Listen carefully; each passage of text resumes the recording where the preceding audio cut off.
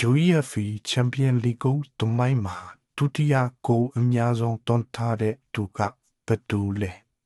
အားလုံးပဲမင်္ဂလာပါခင်ဗျာ MC7 ကိုchannel ကနေပြီးတော့ပြန်လည်ကြိုးဆိုလိုက်ပါတယ်ခင်ဗျာ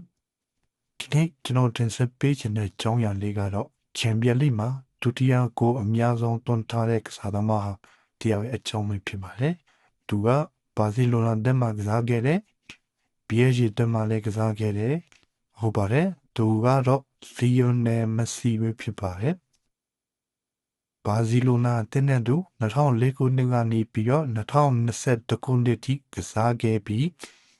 ချန်ပီယံလိဂ်3ကို120တွန်းယူခဲ့ပါတယ်ဘာစီလိုနာတက်တဲ့သူချန်ပီယံလိဂ်ဖလား၄လုံးရရှိတဲ့ကစားသမားတစ်ယောက်လည်းဖြစ်ပါတယ်